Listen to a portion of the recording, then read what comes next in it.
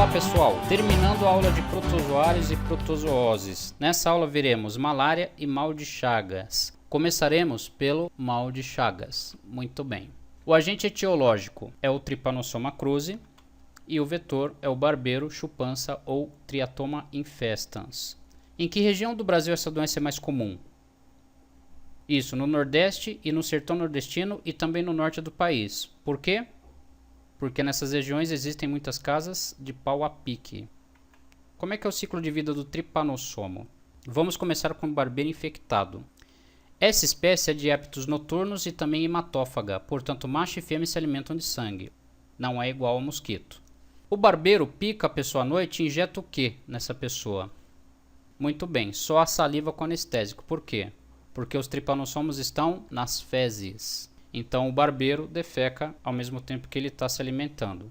A pessoa sente a picada depois do barbeiro se alimentar, porque o anestésico perdeu o efeito, coça e às vezes joga as fezes em cima do ferimento. E dessa forma os trypanossomas ganham a corrente sanguínea. E logo em seguida vão para o coração. Fazer o quê? Reprodução sexuada. Então somos hospedeiros definitivos nessa doença e o barbeiro é o hospedeiro intermediário. No coração, as células infectadas ficam flácidas e não funcionam adequadamente. Há também a reação do sistema imunológico, que causa uma certa inflamação, e um pequeno aumento das células musculares cardíacas para tentar recuperar a capacidade cardíaca. Então isso faz o coração aumentar de tamanho. Os trypanossomas se reproduzem no coração, entram em outras células sadias e o ciclo de infecção e inflamação continua ao longo de 20, 30, 40 anos, a ponto do coração da pessoa ficar desse jeito. O coração tem o tamanho de um punho fechado, um pouquinho menor que o coração da esquerda. O coração da direita é muito maior que isso. E quando chega nesse estágio, a pessoa tem insuficiência cardíaca e também respiratória, porque o pulmão não consegue inflar direito. Só que o trypanosoma não se reproduz só no coração. Se reproduz também no fígado, baço, intestino e esôfago. Fabio, mas em todos esses órgãos acontece a inflamação? Sim, preste atenção. Isso aí é uma parte do intestino da pessoa inchado por causa da doença de Chagas. Quando os trypanossomas estão na corrente sanguínea, um barbeiro não infectado pode picar a pessoa, adquirir o trypanosoma e ficar infectado e poder passar por uma outra pessoa. Então esse é o modo normal de transmissão da doença de Chagas. É o contato do sangue da pessoa com os trypanossomas que estão nas fezes através do ferimento causado pela picada do barbeiro. Nos últimos anos tem aparecido casos de transmissão da malária pelo caldo de cana ou pelo açaí. Nesses casos, ou as fezes contaminadas do barbeiro ou o próprio barbeiro contaminado podem ter sido processados com alimento, e os trypanossomas entraram em maior quantidade através da mucosa do aparelho digestório. Entendendo o ciclo de vida do parasita, podemos imaginar medidas preventivas. Vamos lá? Se a doença é transmitida pelo barbeiro, elimina-se o barbeiro, ou pelo menos tenta-se, né? Tratamento do doente, existe tratamento, mas infelizmente na maioria dos casos a pessoa está tão comprometida que precisa tomar o medicamento para o resto da vida. Substituição de casas de pau a pique por alvenaria, casa de pau a pique.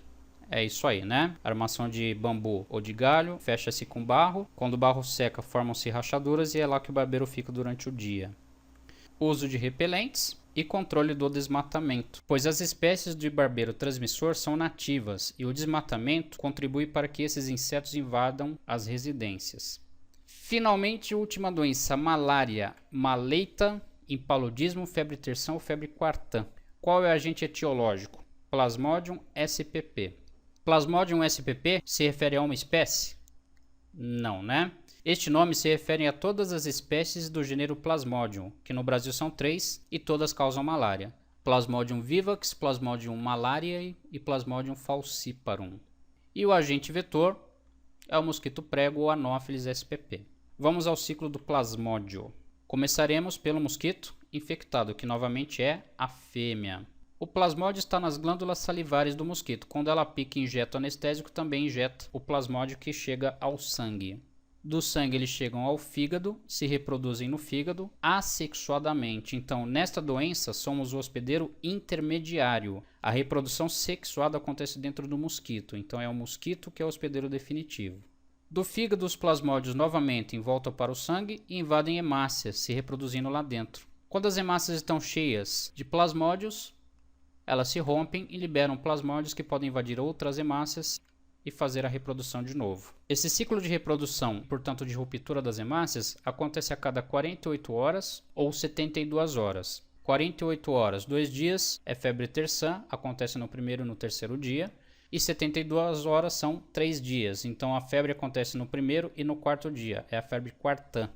A ruptura das hemácias acaba liberando as toxinas produzidas pelos plasmódios. O sistema imunológico reconhece essas toxinas e o hipotálamo aumenta a temperatura. Então a ruptura das hemácias é que causa os episódios de febre, indiretamente é claro. Se o mosquito prego picar uma pessoa e esse mosquito não estiver infectado, ele pega as hemácias com os plasmódios e fica infectado e pode passar para uma outra pessoa. Então vamos às profilaxias. Se a doença é transmitida por mosquito, exatamente, eliminação do mosquito, combate ao mosquito. Tem tratamento? Sim, tem tratamento. Antigamente era o quinino, né? Hoje em dia tem outros medicamentos. O problema é que você trata a pessoa, ela volta para casa e pega de novo. Uso de telas mosquiteiras em portas e janelas é outra medida. Uso de repelente e controle do desmatamento também. E é muito comum nos vestibulares gráficos como esses aí. Febre terçã ou febre quartã? O intervalo dos dois picos de febre é de 48 horas, então é febre terçã, muito bem, causado pelo Plasmodium vivax. Bom pessoal, terminamos aqui o assunto protozooses. Assistam às aulas anteriores. Abraço e até a próxima.